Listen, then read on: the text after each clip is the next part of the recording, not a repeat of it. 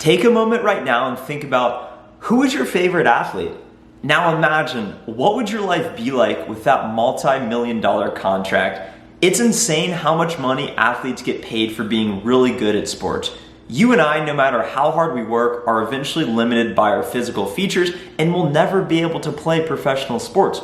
Fortunately, if you stick around until the end of this video, I'm going to talk about how you can get paid more than any athlete you know simply by working really hard and dreaming really big. And we're talking about the sport of business. Did you know that the average CEO at a Fortune 500 company makes over $14.8 million a year? Meanwhile, the average NBA salary is $8.32 million. The average MLB baseball salary is $4 million. The average NFL salary is $3.6 million, and that takes a big toll on your body.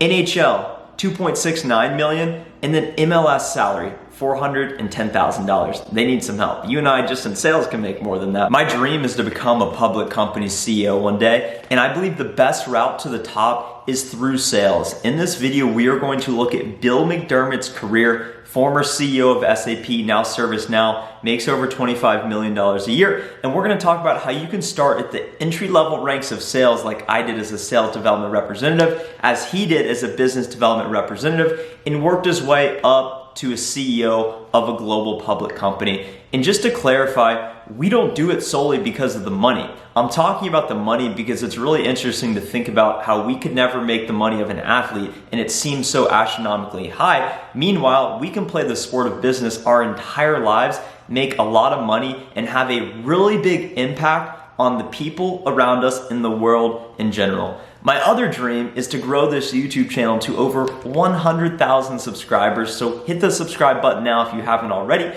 and smash the like button because it really helps the channel. The average CEO compensation has grown over 940% since 1978. The only thing growing faster than inflation is CEO pay. When we look at why do CEOs and executives get paid so much money, it's because of their leadership. Leadership to me means helping people reach their potential, pursue their dreams, building great teams, growing organizations, and ultimately helping everyone around you get more of what they want out of life.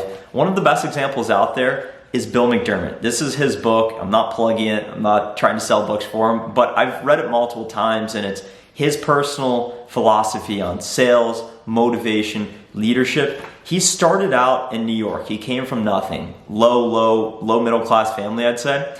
He initially interviewed at Xerox. He was able to get the job and started out as a business development representative. He sold the literal Xerox copy machines. He would go to businesses, he would sell them, and of course, through that experience, he learned more about himself and how to sell. The best way, in my opinion, to become a chief executive officer is through becoming great at sales. That's my personal plan, and when I look at where I'm at in my organization, I'm a level 3 hypothetically. I'm 7 levels away from the CEO, and each and every level above me is essentially a direct manager of sales, regional manager of sales, director of sales, senior director of sales, chief revenue officer, and then COO, CEO. Through sales, you absolutely can rise the ranks in any corporation. All businesses are looking to accelerate top-line revenue growth, and sales is the best way to immediately contribute to organizational growth. In sales, you are your own CEO of your own business. You have a list of a couple hundred companies, and you're responsible for closing revenue, and you ultimately own your performance, and we can go into all that. Bill started in sales, low level as it gets, showed that he could be a consistent top performer, became a sales manager. After managing teams, eventually, if you do a good job, you'll then hopefully be promoted to more of a regional leader. And rather than just having 5 to 10 people on your team, 5 to 10 reps, you then go to a higher level of sales manager where you're actually managing the managers of sales teams. So then you go from having just 10 people under you to maybe 25 to 30. And then all of a sudden you go from a regional head to a director of sales where you're then managing different regional offices, and maybe you have over 100 people under you that are reporting to you. And where I think that this becomes super interesting is I talk a lot about working really hard. I talk a lot about making more cold calls. And when we think about leverage and operational excellence and efficiency, You can't simply just say, hey, everyone work harder, make more calls, and we'll all be more successful. That may work for you, that may not work for everyone else. So you need to come up with the vision, you need to build a strong culture, you need everyone to understand what do they want, and then how is their work helping them get more of that so that they will work harder, and that will ultimately make the team more successful and grow the organization. In each level you rise up in the organization, you're overseeing more people, you're overseeing more processes. Bill eventually was given a job that nobody wanted to take. Down in Puerto Rico in a Xerox office, they had never performed well. I think they were number 112 out of 112 sales offices, the worst in the country. He was able within a year to change the culture, and he primarily was able to do this by listening to what were they seeing, what was going on, and then promising a great incentive of a party at the end of the year if they became the top sales office. And that's what inspired people to work hard in each and every day. He was able to transform this office to a great performing office. I think tripled the revenue target or whatever it was. And then through that, he completely overhauled the culture. So leadership really looks like building a strong culture, inspiring and motivating people to expect more of themselves.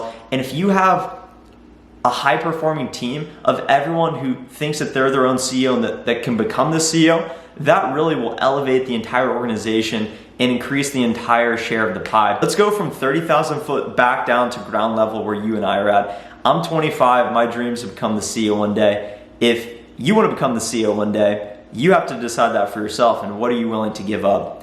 I was just home this past week and I took the last 2 days off YouTube after making videos for 170 days straight. What you can take away from that is consistency is how you get more of what you want out of life. And then secondly, when I go back home and visit and see family, it's great being around everyone. And if it was my preference and I wasn't as aspirational as I was, I would probably live where I grew up because I want to be around those I love and the people I know.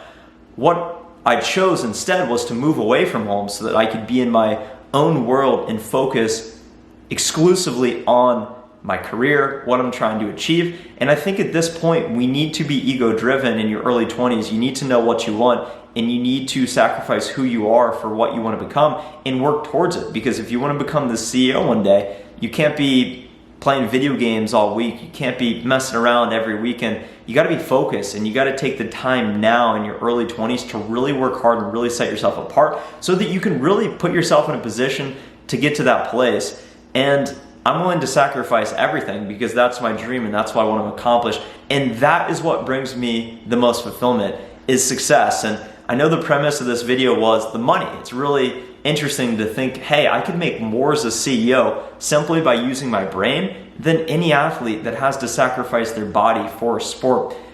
The game of business can be played our entire lives, and that's why you see the most successful among us. The Warren Buffetts, and I'm trying to think of some other old legends, but these guys that can do it their entire life, it's because they love it.